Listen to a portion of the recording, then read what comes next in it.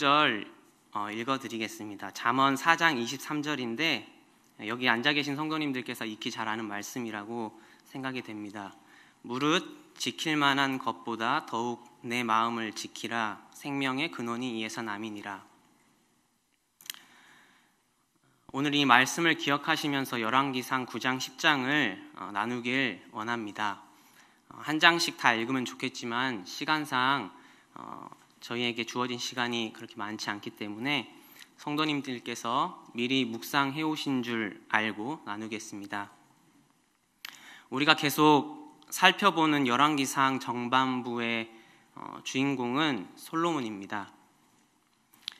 솔로몬을 볼 때 주님 앞에서 깨끗한 초심을 유지하는 것이 얼마나 중요한지, 또 그것이 또 얼마나 어려운지 살펴보게 되는데, 이제 말씀을 보도록 하겠습니다.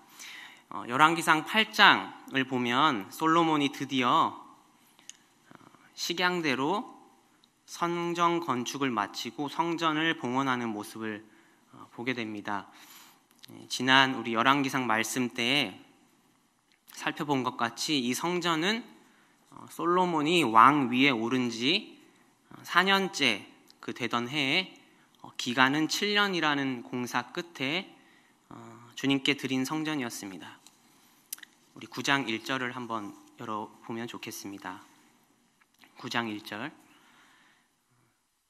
솔로몬이 여호와의 전과 왕궁 건축하기를 마치며 자기의 무릇 이루기를 원하던 일이 마친 때에, 무릇 이루기를 원하던 일이 마친 때에, 성도님들도 다 그런 기억이 있을 것 같습니다. 뭔가 소원하던 일을 이루셨을 때, 지금 대입이 한창 진행되고 있는데 고등학교 3학년들은 빨리 수능이 끝났을 때, 청년들은 직장을 잡고 뭔가 결혼을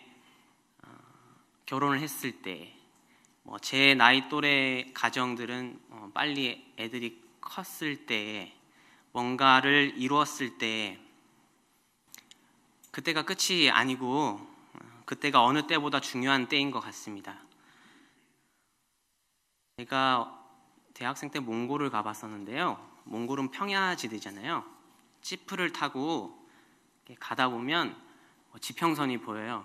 먼 언덕이 보이고, 뭔가 그 언덕을 넘어서면 엄청난 광경이 펼쳐질 것 같지만, 지프를 타고 그 언덕을 넘어가는 순간 뭐가 보이는지 아세요?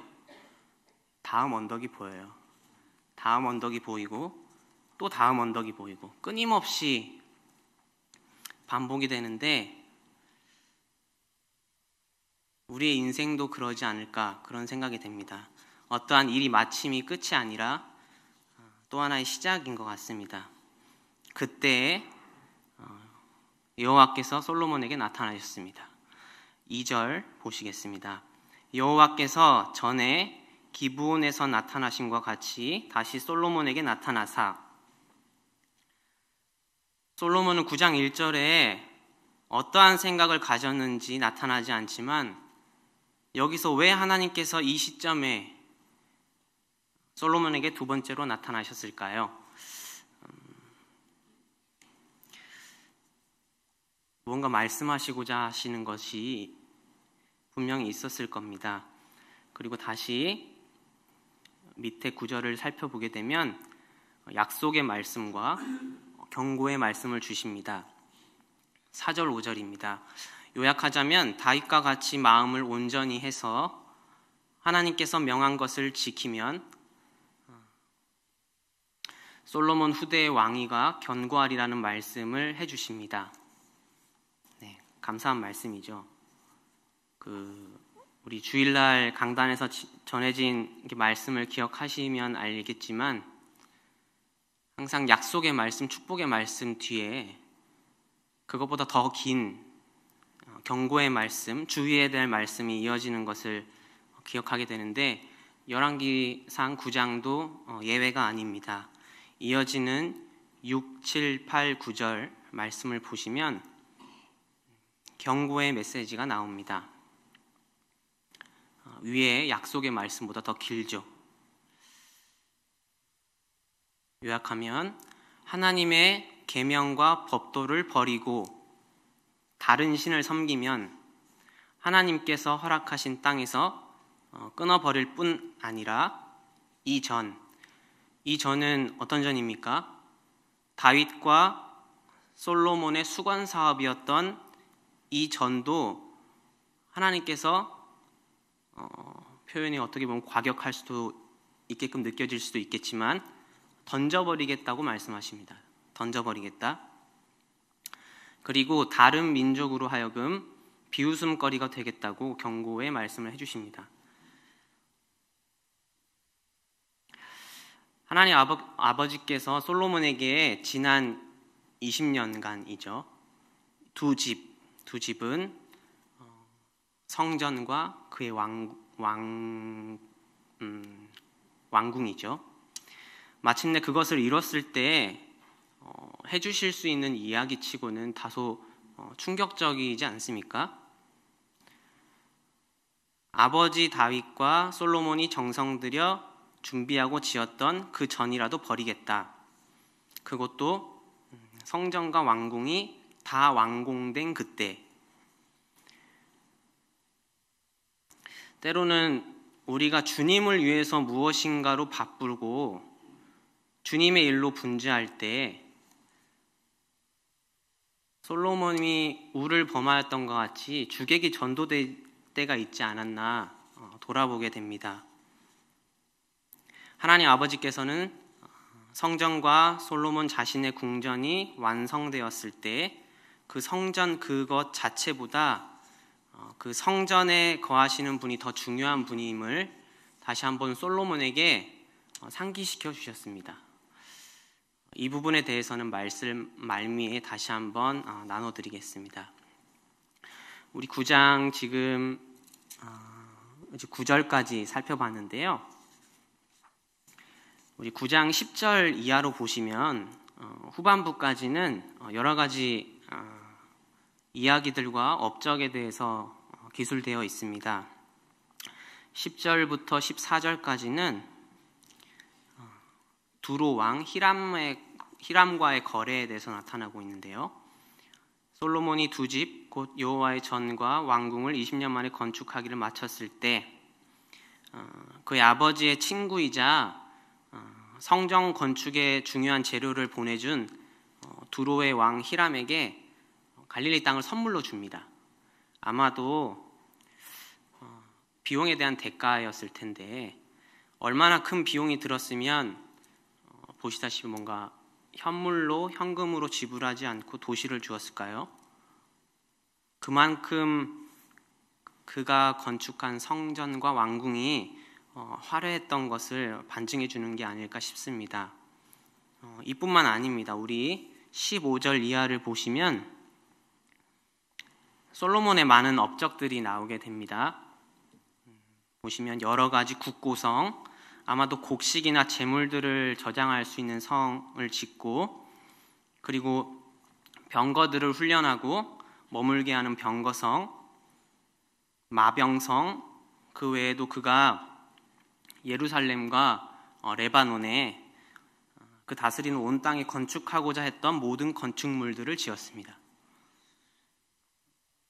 지금으로 보면 아주 강대국의 성공한 대통령이 여기저기 신도시를 짓고 행정도시를 짓고 군사도시를 짓고 그렇게 자기의 업적을 늘렸던 것으로 보면 이해하기 쉬우실 것 같습니다.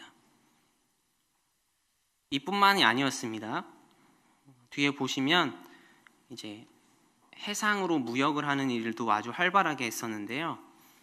잘 아시다시피 이스라엘 당시에 대해라고 여겼던 지중해로만 그쪽으로만 나가는 것이 아니라 우리 홍해는 저기 밑으로 연결되잖아요. 인도 이쪽으로까지 홍해를 통해서 갈 수 있는 교두보를 마련했는데 보시면 홍해 물가 엘롯 근처에 에시온 게벨이라는 곳에서 큰 배를 짓고 위에서 언급된 그 두로 왕 해상 무역이 아주 활발했던 그 왕과 손을 잡고 먼 곳에서부터 금을 무역하고 여러 가지 해외 무역을 하는, 누가 봐도 물질적으로 번창하는 그런 나라의 왕이 솔로몬이었습니다. 그러면서 이제 10장에는 이 어떻게 보면 찬란하고 번성했던 이 솔로몬 시대의 한 일화를 보여주고 있는데, 10장 1절을 보면 스바 여왕이 등장을 하죠.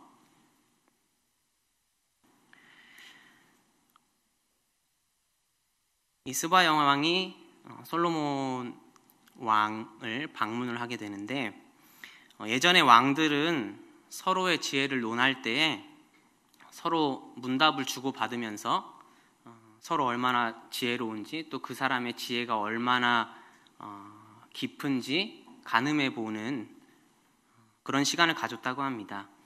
여기 나오는 스바 여왕은 1절에 보시는 바와 같이 솔로몬의 명예를 듣고 와서 시험하고자 했습니다. 그리고 질문을 가지고 왔을 뿐만 아니라 엄청난 선물을 가지고 방문했습니다. 이 솔로몬이 그 질문에 대해서 우리가 잘 아시다시피 그가 지혜를 구했잖아요. 하나님께서 주신 지혜로 그 묻는 질문에 대해 다 대답을 합니다. 스바 여왕은 그 대답에 놀랄 뿐만 아니라 우리 10장 5절을 보시면 아시겠지만, 제가 읽어볼까요? 10장 5절.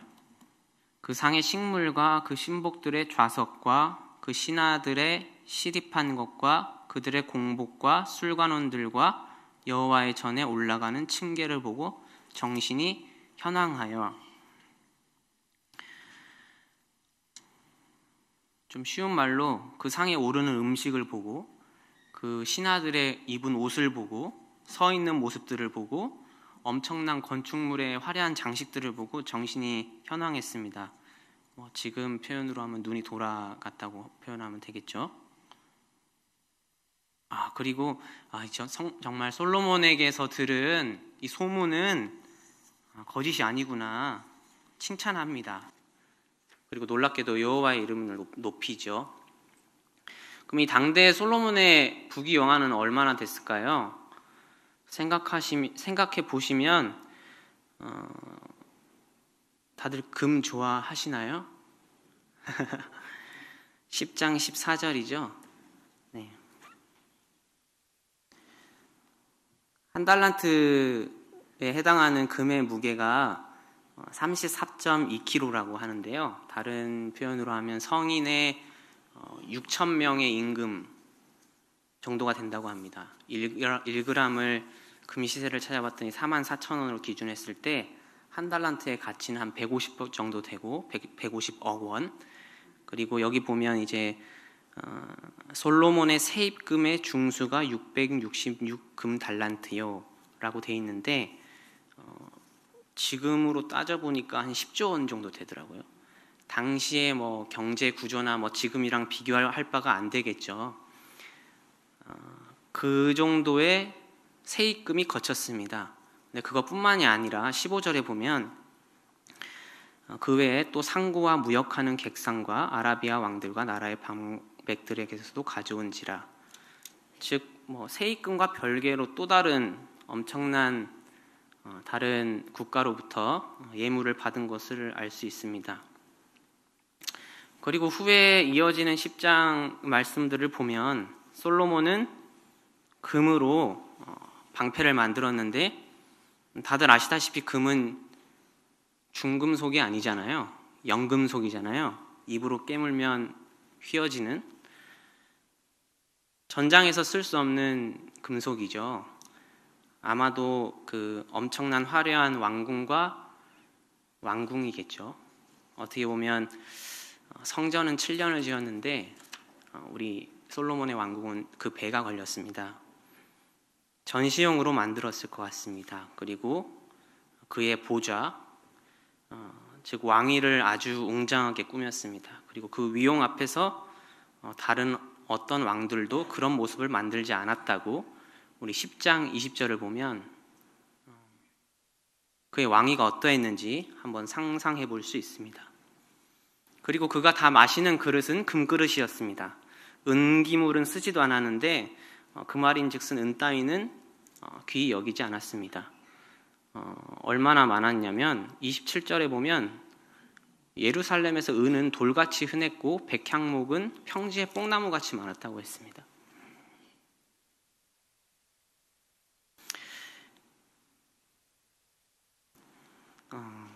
그리고 10장 22절을 보면 제가 읽어볼게요. 왕이 바다에 다시스 배들을 두어 히람의 배와 함께 있게 하고 그 다시스 배로 3년에 1차씩 금과 은과 상아와 잔나비와 공작을 실어왔음이더라. 3년에 한 번씩 엄청난 양의 금과 은을 수입해 왔습니다. 먼 나라에서. 그런데 재밌는 거는 사치품도 들여왔어요. 애완용 원숭이라고 해야 될까요? 잔나비가 원숭이라고 하더라고요. 그리고 공작을 데리고 왔는데 이뿐 아니라 다른 왕들보다 엄청 지혜가 뛰어났기 때문에 그 시대 강대국 많은 나라들이 해마다 정해진 예물을 솔로몬에게 바쳤습니다. 마병도 많았습니다. 이렇게 보시면 우리 10장 후반절 28, 29절에 보면 애굽에서 병거를 사들여서 다른 나라에 되팔았습니다. 한마디로 이제 병거를 수입해서 이윤을 창출해서 이제 단나를 판 거죠. 지금으로 보면 군수 사업으로 성공을 했던 것 같아요. 뭐 랩터 22, 뭐 K9 자주포 이런 거 팔듯이. 여기까지가 제가 본 9장 10장의 솔로몬의 부귀영화입니다. 성도님들, 이 솔로몬이 누렸던 것을 보시고 나면 어떤 마음이 드시나요? 나도 100분의 1만 내 손에 쥐었으면, 이런 생각이 혹시 좀 드시나요? 아마 마냥 부러우시지만은 않으실 것 같습니다. 엄청난 부귀영화를 누렸지만 뭔가 허무하지 않으십니까? 아마도 우리가 그의 말년과 이 이스라엘 왕국이 어떻게 분열되는지를 알고 있기 때문에 그럴 수도 있을 것 같습니다. 우리 마음이 높아질 때라는 소제목을 가지고 이어서 말씀을 좀 보면 좋겠습니다. 그럼 그동안에 무슨 일이 있었을까요? 그가 성전을 지을 7년 뒤에 왕궁을 14년 동안 짓고 그 나라가 점점 강성해지고 부유해지고 주위에서 그를 높이고 칭찬하고 그 지혜에 탐복하고 그의 지위가 높아지고 모두가 그 앞에서 무릎을 조아릴 때, 예물을 바칠 때 과연 무슨 일이 일어나고 있었던 걸까요? 그의 마음은 어땠을까요? 솔로몬의 마음은 어땠을까? 그리고 사람들 앞에서의 그의 마음은 어땠을까? 무엇보다 중요한 것은 하나님 앞에서의 그의 마음은 어땠을까? 기브온에서 나타나셨던 하나님께서 하나님의 두 집 여호와의 성전과 그의 왕궁이 완성되었을 때 우리 살펴본 것과 같이 열왕기상 9장 2절에 하나님께서 나타나신 이유는 괜한 것이 아니었던 것 같습니다.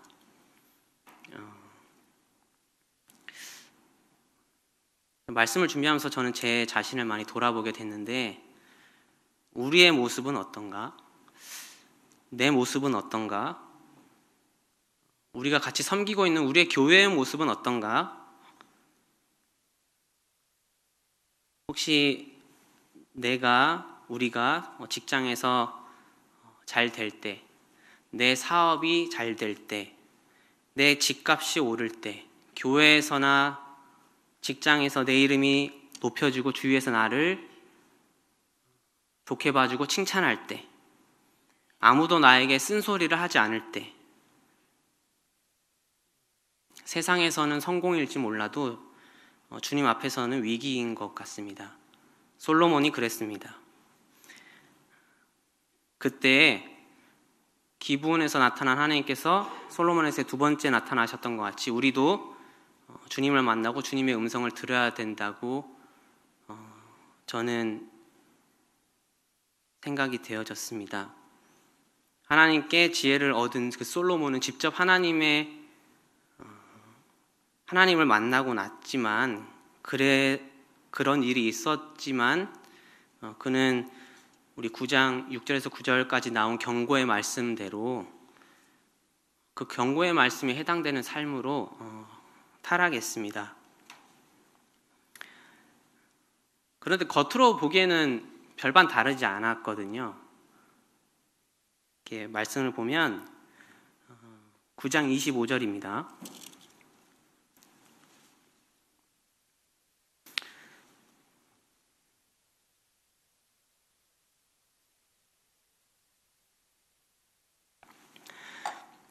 솔로몬이 여호와를 위하여 쌓은 단 위에 해마다 3번씩 번제와 감사제를 드리고 또 여호와의 앞에 있는 단에 분향하니라. 솔로몬은 그가 7년 동안 지은 그 성전 위에 단 위에서 1년에 3번씩 번제와 감사의 제물을 드렸습니다. 번제와 감사의 제물을 올려드렸죠. 지금으로 말하면 예배를 계속 드렸던 것 같습니다. 주님께 물질적으로 드리지 않은 것도 아니었습니다. 엄청난 위험이 있는 그의 왕궁에서 그의 성전에서 외적으로 보여줄 수 있는 충분한 예배가 있었습니다. 우리도 역시 주님을 위해서 드리는 것이 있습니다. 주님께서 나에게 축복으로 부어주신 어떤 것, 재능, 물질, 시간 여러 가지 주님께 드릴 수 있습니다. 근데 더 중요한 것은 우리가 우리의 어떤 것으로 주님께 드리고 있을 때, 섬기고 있을 때 진정 내 중심은 어디를 향하고 있는지 다시 한번 좀 생각했으면 좋겠습니다. 우리 처음에 말씀을 읽었던 것 같이 잠언 4장 23절과 같이 무릇 지킬 만한 것보다 더욱 내 마음을 지키라. 생명의 근원이 이에서 남이니라. 솔로몬은 점점 그 마음을 지키기 어려웠던 것 같습니다. 그리고 그의 초심이 점점 사그라졌습니다.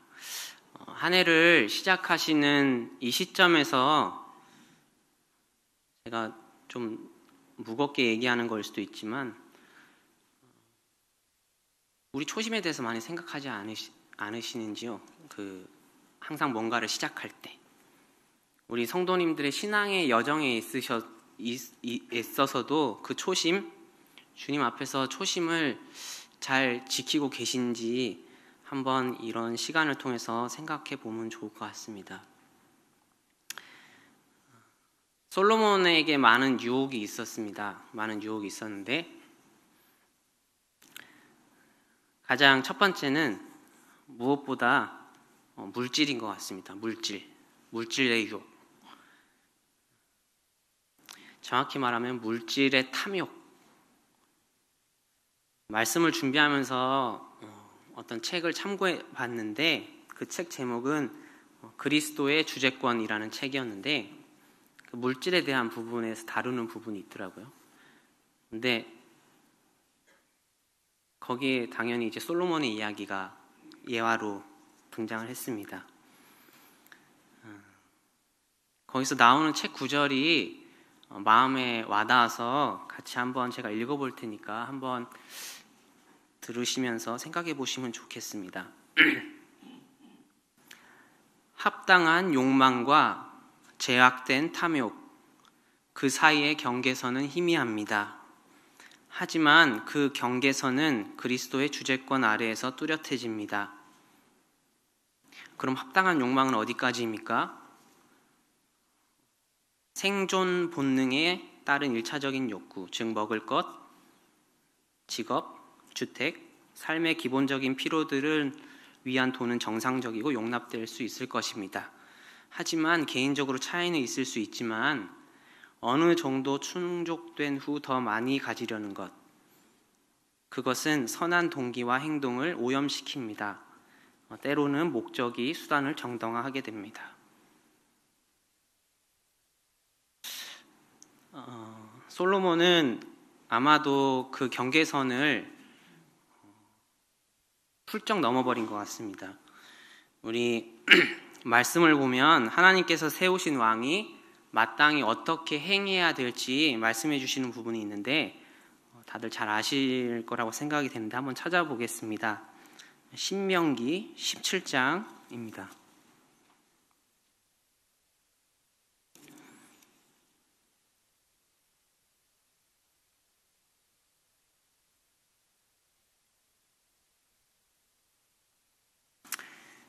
신명기 17장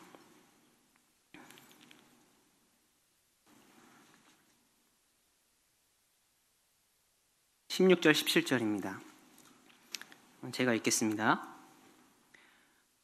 왕된 자는 말을 많이 두지 말 것이요 말을 많이 얻으려고 그 백성을 애굽으로 돌아가게 말 것이니 이는 여호와께서 너희에게 이르시기를 너희가 이후에는 그 길로 다시 돌아가지 말 것이라 하였음이며 아내를 많이 두어서 그 마음이 미혹되게 말 것이며 은금을 자기를 위하여 많이 쌓지 말 것이니라.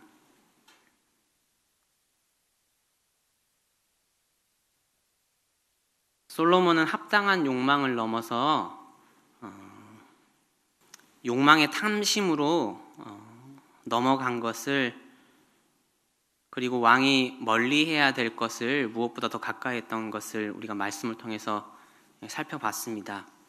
애굽으로부터 병거를 많이 수입하고 마병성과 병거성을 많이 짓고 또 엄청난 은금을 국고성에 쌓고 또 11장에 이제 나오게 될 이야기지만 많은 첩첩들을 두었던 것을 알고 있습니다.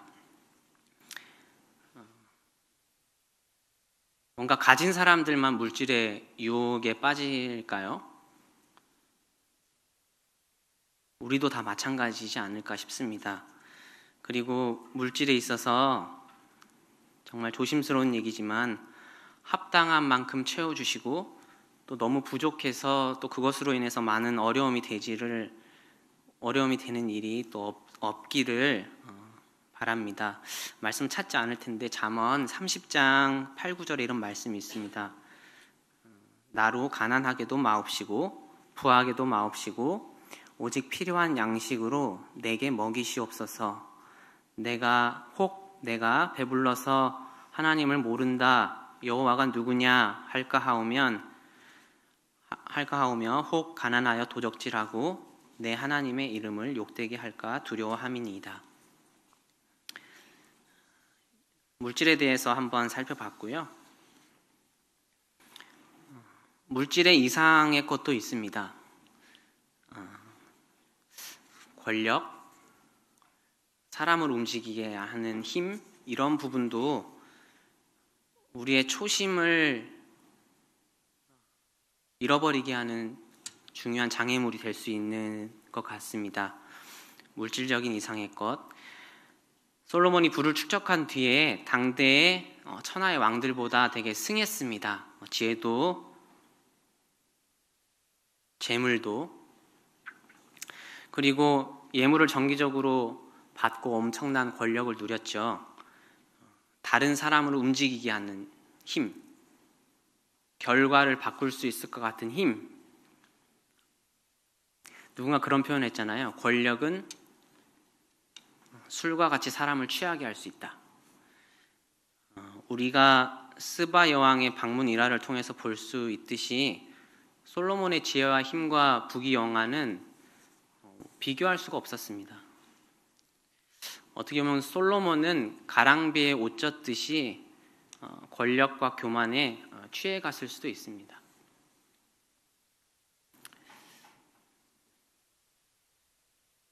마지막이라고 하긴 그렇지만 세 번째는 이성에 대한 유혹이겠죠. 제가 9장 10장을 나누기 때문에 11장에 등장하는 이 부분에 대해서는 자세히 나누지 않겠습니다. 이 모든 것에 누구도 자유로울 수 없는 것 같습니다. 저는 물론이고요. 주님께서 주기도문을 알려주실 때 마태복음 6장 13절에 우리를 시험에 들게 마옵시고 다만 악에서 구하옵소서 기도를 알려주시는데, 이 시험은 우리가 시험을 본다 그런 시험으로 이해하기보다 유혹이라고 생각하시면 더 정확하게 이해하실 수 있을 것 같습니다. 그런 유혹들. 혹시 물질에 집착하시는 부분이 있으신가요? 솔로몬은 어떻게 보면 금과 은과 원숭이와 공작새에 집착했는지도 모릅니다. 형제님들은 혹시 차에 집착하시나요? 자매님들은 아름다운 코트와 가방에 집착하시는 게 있나요? 학생들은 성적에 집착할 수 있죠. 직장 생활하다 보면 인사고과에 집착할 수도 있고 내 월급에 집착할 수도 있을 것 같습니다. 아니면 누군가에게 군림하는 것을 나도 모르게 즐기고 있을 수도 있습니다. 나도 모르게 다른 사람 앞에서 나를 높이고 내가 딴 사람에게 무시당하는 걸 참지 못하는 그런 모습일 수도 있을 것 같습니다. 우리 그리스도인이 정말 주님을 주인이라고 고백을 한다면 우리의 재산, 소유, 권력 이런 거에 대한 집착을 버려야 된다고 생각이 됩니다.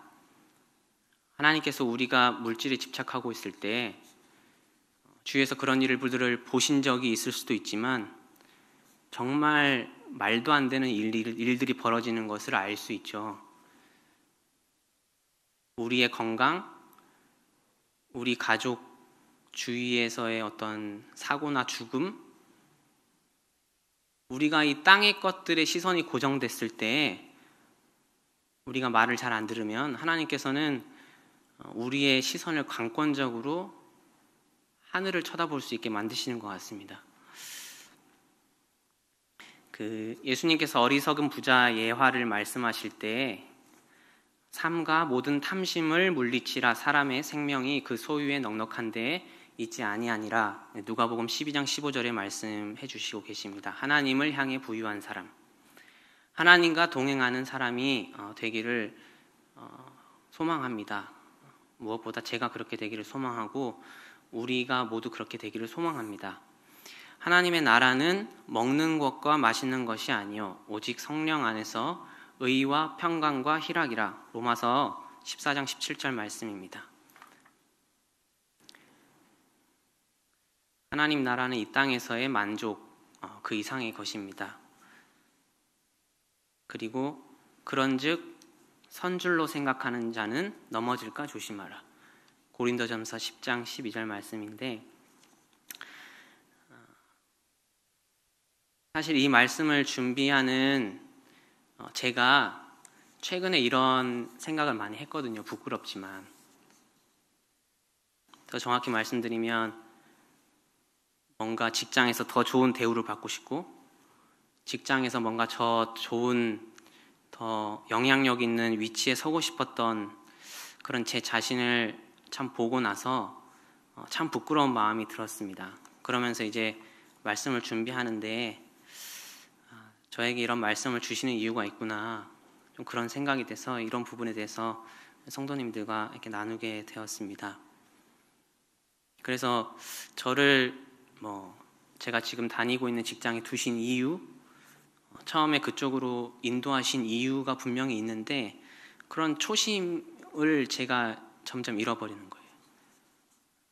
그런 부분도 제 와이프도 그런 부분을 저에게 이렇게 이야기해주고, 내가 무엇이 잘못됐지? 내가 무엇을 추구하면서 지금 회사에 일을 하고 있지? 그런 생각이 들었습니다. 그러면 우리가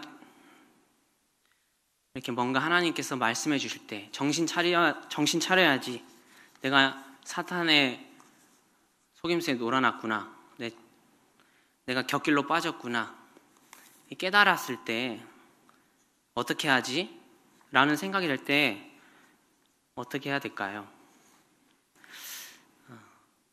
그 주보에 보니까 우리 다음 주 일부 말씀 때 나라를 위한 기도 그 주보를 보면서 그 역대하 7장 말씀이 있었는데 개인적으로 이렇게 말씀을 준비하면서 이렇게 역대하 7장 말씀과 이 열왕기상 9, 10장이 병행이 되니까 이렇게 같이 참조를 했었는데 그 말씀을 보면서 정말 저에게 말씀하시는 것이구나라는 생각이 들어졌습니다.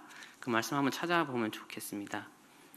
역대하 7장 14절입니다. 이 부분은 열왕기상에는 나오지 않는 기록이 있습니다. 아까 말씀드렸듯이 9장 3절부터 9절까지 약속의 말씀과 경고의 말씀이 나오기 전에 하나님께서 솔로몬에게 이르신 말입니다. 역대하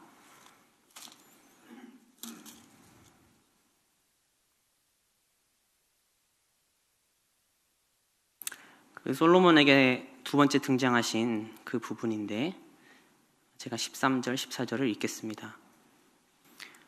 혹 내가 하늘을 닫고 비를 내리지 아니하거나 혹 메뚜기로 토산을 먹게 하거나 혹 연병으로 내 백성 가운데 유행하게 할 때 내 이름으로 일컫는 내 백성이 그 악한 길에서 떠나 스스로 겸비하고 기도하여 내 얼굴을 구하면 내가 하늘에서 듣고 그 죄를 사하고 그 땅을 고칠지라.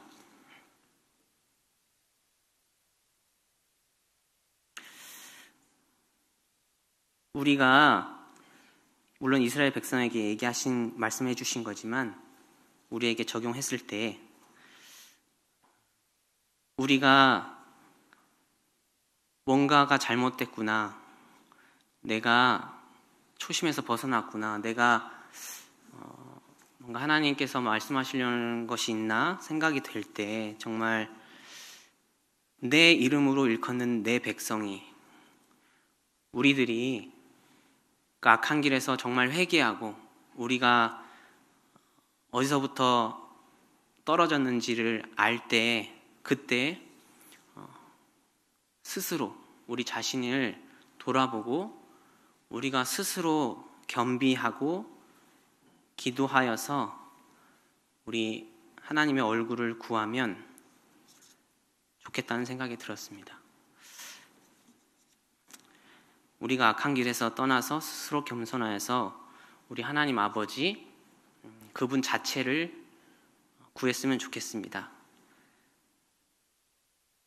때로는 그분이 아니라 그분의 얼굴을 구해야 되는데 그분의 얼굴이 아니라 그분이 계실 것 같은 성전과 그분이 뭔가 축복해 주실 것 같은 은금을 구할 때가 많은 것 같습니다. 인생이 연약해서. 그런데 하나님께서 진짜 우리에게 구하시는 것은 그분의 얼굴을, 그분 자신을 구하는 것이라고 말씀을 통해서 느끼게 됐습니다. 네, 1년에 3일이 지났습니다. 1년의 시작입니다. 주님 안에서 성도님들께서 세우셨던 계획들 연말까지 잘 지키시기를 바라고, 솔로몬이 하나님께서 무엇을 구하느냐 물어봤을 때 처음에 그의 대답이 종은 작은 아이라 출입할 줄 알지 못합니다 라고 겸손히 지혜를 구했던 그 마음, 그 초심을 우리도 잘 지켰으면 좋겠습니다. 네, 그러면 기도하고 말씀을 마치겠습니다. 기도하시겠습니다.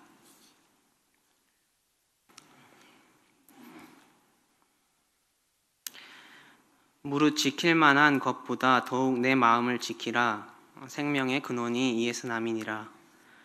내 이름으로 일컫는 내 백성이 그 악한 길에서 떠나 스스로 겸비하고 기도하여 내 얼굴을 구하면 내가 하늘에서 듣고 그 죄를 사하고 그 땅을 고칠지라.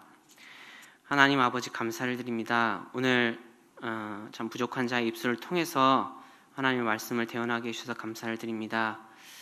주님께서 말씀해 주신 것 같이 우리가 무엇보다 저희 마음을 하나님 앞에서 지키길 원합니다. 혹여 저희가 여러 유혹들로 인해서 저희가 주님의 길에서 벗어날 때, 주님께서 저에게 말씀해 줄 때 저희가 악한 길에서 떠나서 스스로 겸비하여서 하나님 앞에서 우리 주님의 얼굴을 구하고 주님 앞에 나아가기를 원합니다. 저희를 사랑하시고 참 불쌍히 여겨주시는 것을 감사를 드립니다. 저희의 이 1년의 시작인 1월 3일에 저희가 앞으로 남겨진 이 1년, 또 길게는 우리의 삶 가운데 주님께서 우리의 삶을 주장해 주시길 간절히 기도를 드립니다. 이 모든 기도를 우리 주 예수님을 감사하며 기도했습니다. 아멘.